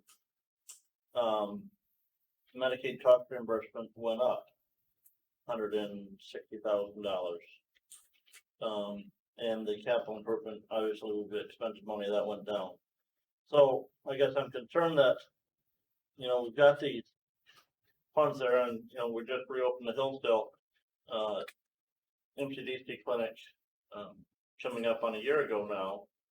And I would have thought that, you know, why aren't we spending those funds? There's, you know, that clinic's been closed for over a year. It's reopened. All kinds of opportunity as far as I'm concerned to spend those funds. No, you are correct, and 50,000 of that is encumbered for the incentive of that gentleman. But part of the trouble is staffing. You know, what kind of outreach you do, and I wouldn't say that we have a great plan on dental outreach right now. But some of the other things that we are doing is we have Brene is with us as our company. She's just now been with us long enough to really understand and grasp how things work and what happens. And we are making some changes to how we do some things to help us spend some of this money. Last year, we added an RU for dental so that we could track and spend some of that money.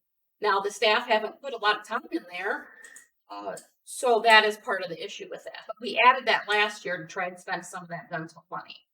This year, we the way they have tracked immunizations is one of those, it's always been done this way, but it made no sense to anybody that we're doing it.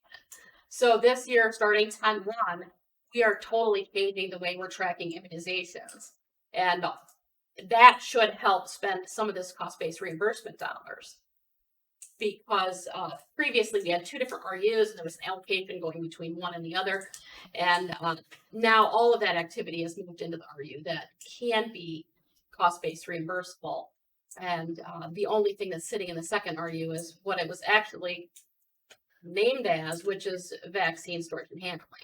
So they were doing some stuff, and I don't know why they ever did it the way they did it, but we've corrected that, which should help spend down some of those dollars as well. I know that Teresa and Brene have put dental funds, for example, into the budget every year with an intention to spend them, and then have had to back them out to utilize other funds. So that's. Well, and that is the same with community stabilization dollars. I was just talking with Brene this morning, and we have one position that we fund with community stabilization dollars. And because of staff shortages and turnover, the grant would not have been spent if we left that funding as community stabilization for that position. So we've charged the grant for that position and now haven't spent that position funding for community stabilization, because the community stabilization dollars I can spend in any grant that's ELPHS, where that grant would never have been spent and I would have sent that money back where this money was here. So we do make those type of decisions all the time.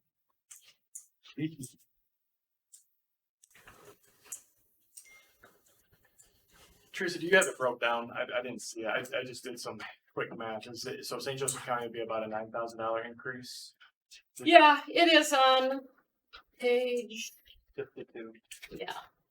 57. So the proposed increase for St. Joe would be $9,121. Thank you. Yep.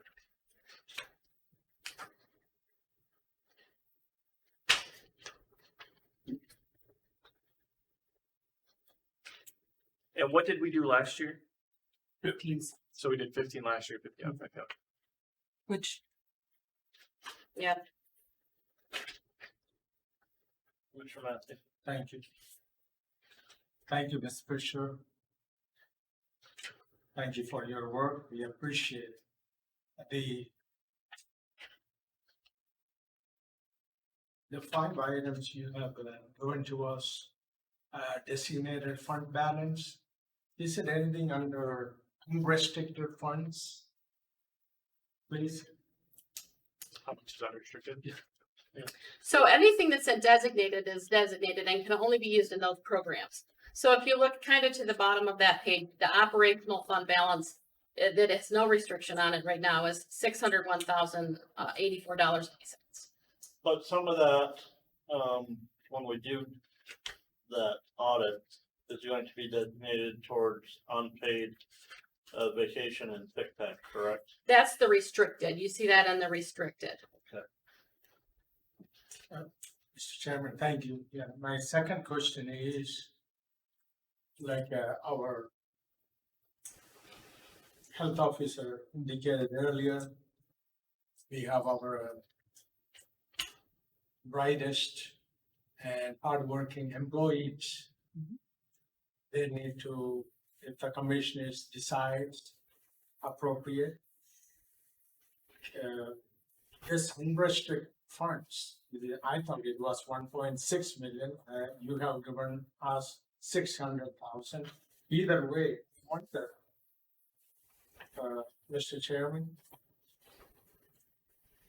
we can use that unrestricted funds for our employees. Number two is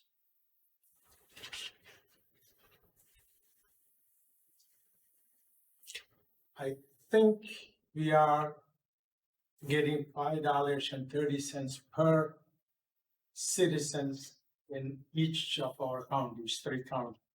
So if we increase another 15 cents, that will be $5.45 per person. I wonder if it is children born to, just born? By the census. No, it goes off of the last decennial census. And so I can only speak at the moment to our branch county. We have several $1 million in the first budget analysis. We are already short, and we want to add more deputies. That is almost $1 million a year, or more or less. Now, under those circumstances, Branch County, I believe, about almost $7,000 to pay. I cannot, in good judgment, I cannot support at this time. But again, I urge, I went to get bread 35% at Aldi's, and the price already went hot. So our employees are suffering, and they had gas coming from their home to work here and going back. So I think we need to encourage them by providing from any funds from their unrestricted funds. That is my request. Thank you so much. I support the 15-cent increase, as our mission stated, helping people live healthier, vision, be trusted, health and resource for all people. And $6,000, understand Branch County is $3.4 million over budget going into the cycle, but $6,000. I have a big picture of 3.4 million. It's better to go towards our staff to give better resources to citizens that need our service. I have no issue with the 15 cents. Remind me again last time, did we take this to the full board or to our increase? Obviously, right? It'll still have to go back in. Yeah, that's what I thought. So we're just essentially recommend, we either vote to recommend or not today. All right, and in our packet today, and Teresa in the past, Rebecca has always done a comparison based on cost for Castle, comparing it with some other health departments. I said, I don't know if that's not the best way to do that. So working with Teresa, we put some additional numbers together for you, and those are in your package. And that's on page 54, that gives you a breakdown. But the department, other health departments that are listed also looked at taxable value for real and personal property in each of those counties or in the combined counties for those that those health agencies serve, and then taking the general fund county allocated operating millage those counties levied in 2022. To come up with the combined general fund property tax revenue in each of those counties. And then as far as the local appropriation, what percent of that general fund property tax revenue does that local appropriation to the health department make of the that general fund property tax revenue? To me, that's a better comparison than just looking at a per capita dollar contribution, because you take, Kent County that's got a $28 billion taxable value, and they put in $14.40 per person, but Lenawee County, which I live 4 miles from, they only put in $300,000. Which I don't know. And I didn't notice this until this morning, or we don't have Jackson County on this list.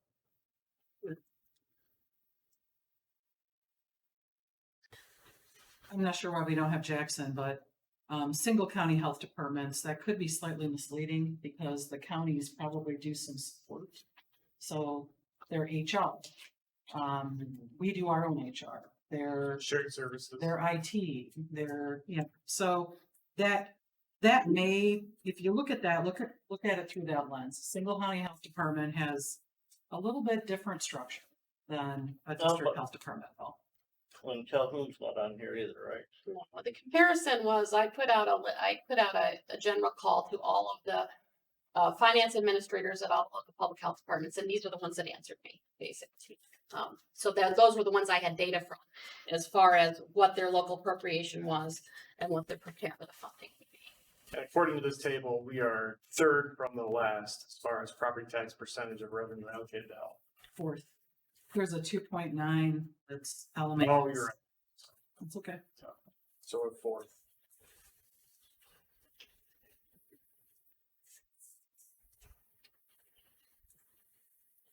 So yeah, I agree with Commissioner House. I'm fine with the increase to the, I mean, if you look at it, like on page 57, it's a 2.83% increase.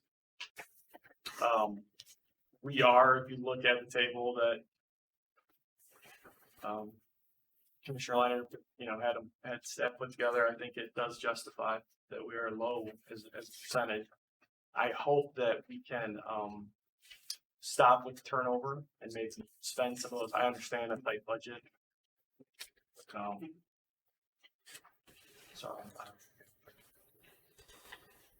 So, do we have a motion to approve the 15-cent increase in local appropriation? So I'll support insurance. Thank you. Is needed a roll call. Is there any other discussion regarding that? No, Commissioner Matthew said, I serve on, as a budget chair in Hillsdale County, and you look at those without a county administrator, we as the budget committee look at those appropriation requests from each department, and yeah, looking at that budget the first time, way more requested funds than we have. As a government, we don't get to change the fee that we charge just because inflation is driving our cost up. The only time we see an increase in revenue is through inflation or sales. We have an increase in property tax values, which each of our counties saw this last year and is going to see again next year.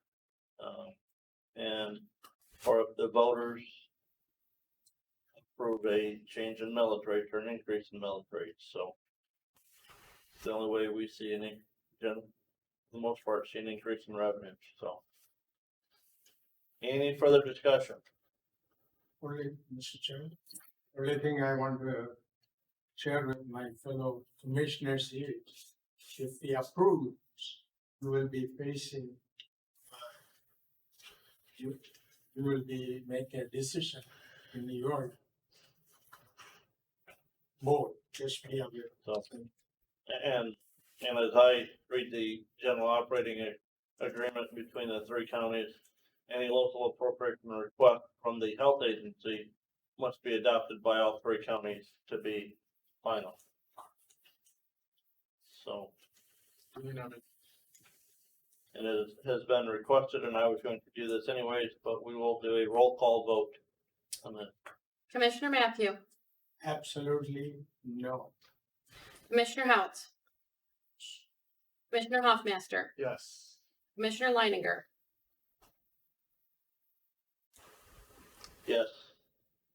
Commissioner Baker, Yeah, we'll let the board decide. Commissioner Lanius. Motion will pass 4-2.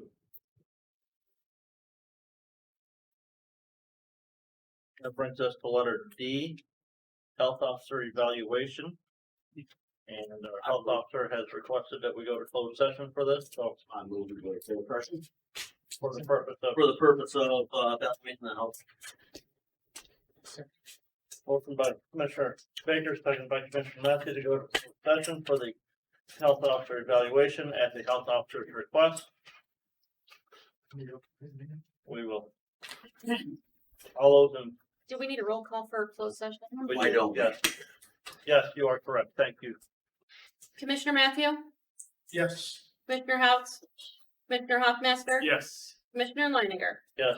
Commissioner Baker, Yes. Commissioner Lanius. Yes. Thank you. Motion will pass 6-0.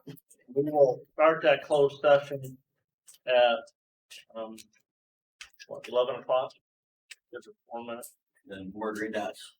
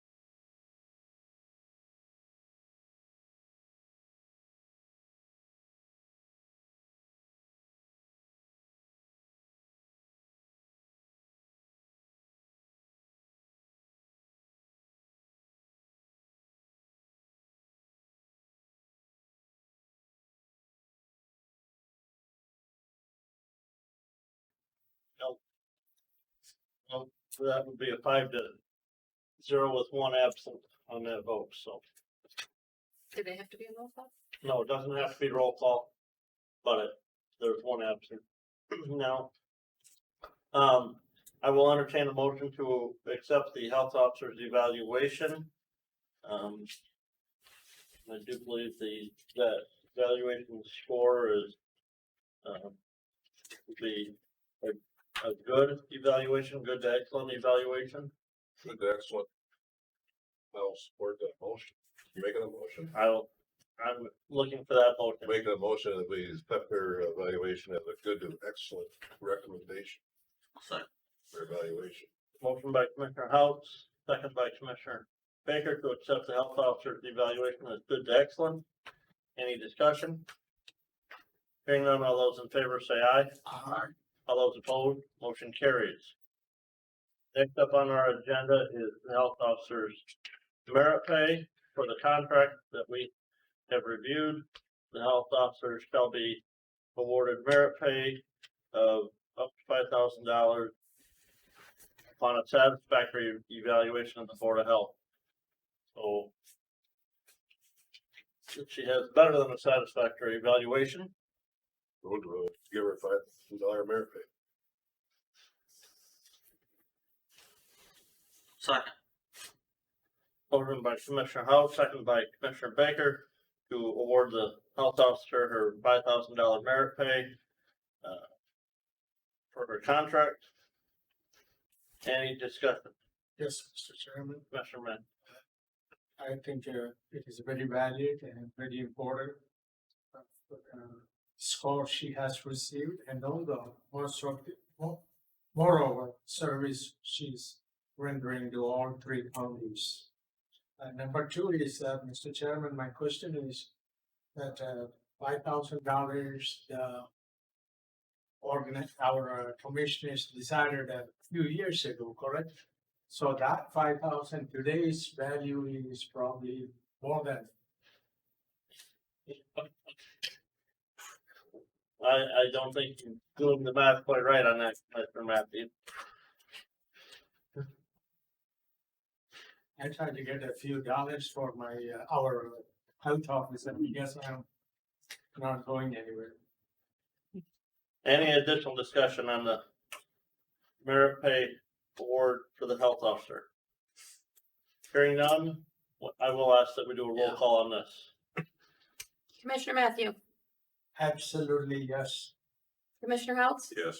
Commissioner Leininger, Yes, Commissioner Baker, Yep. Commissioner Lane, yes. Yes. Thank you.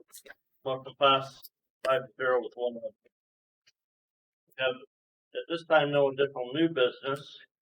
As Teresa did indicate that we may have some excess local appropriation funds left available.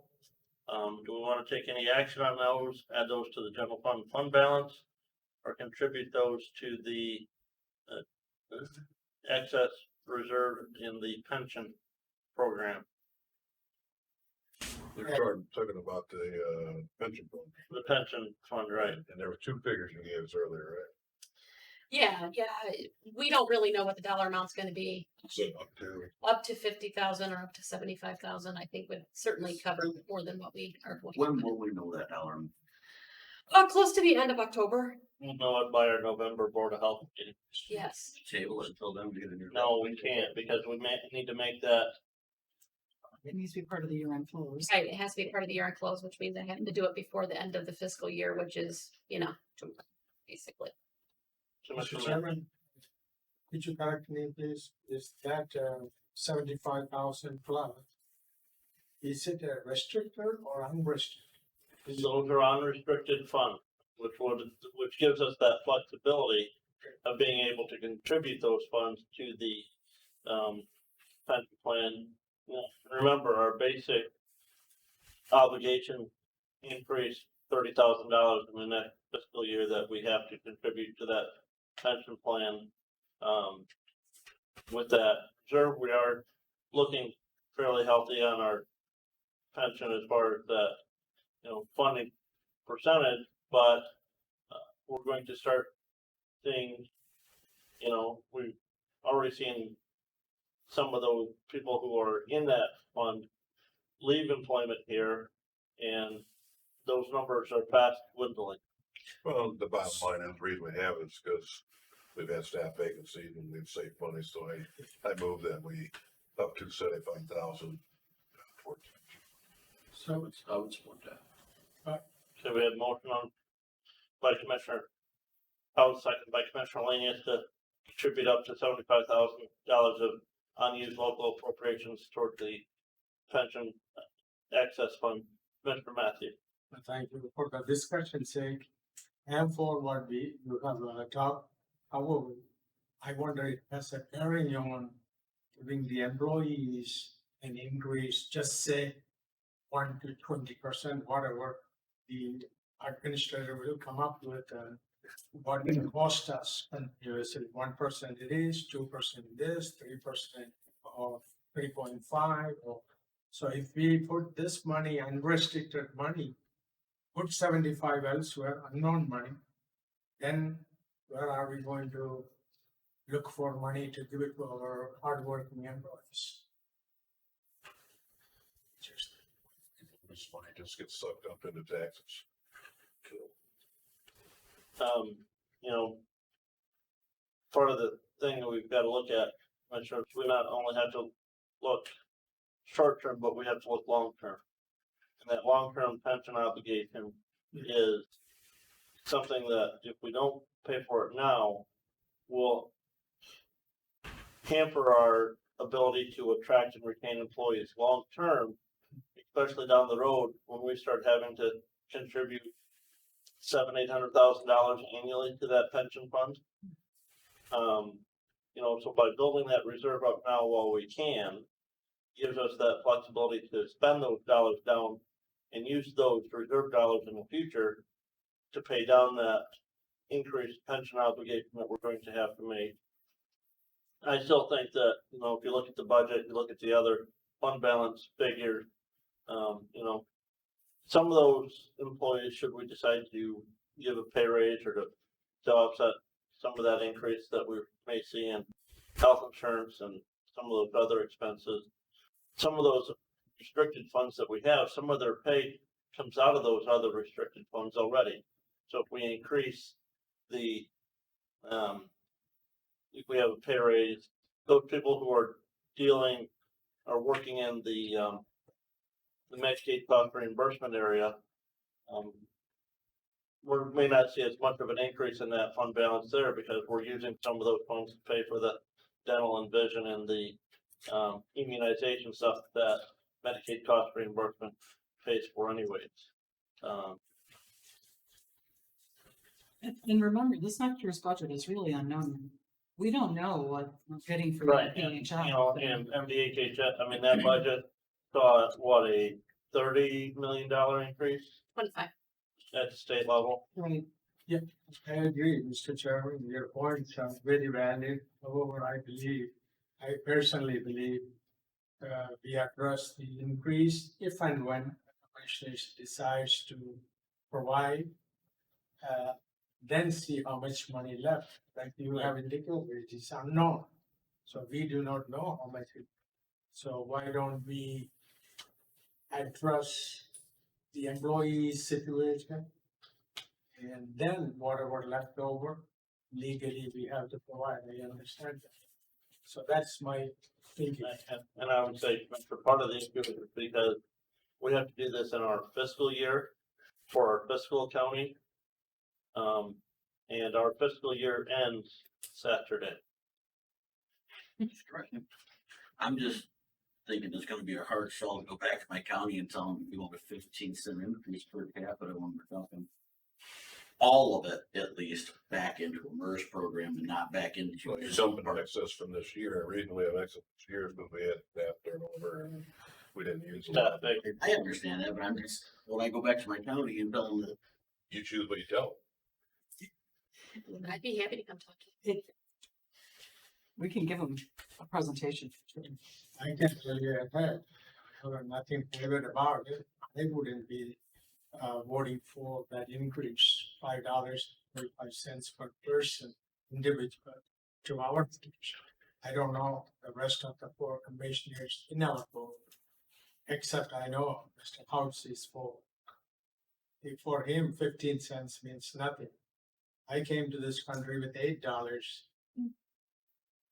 Still, Still got $3. That's been a good deal.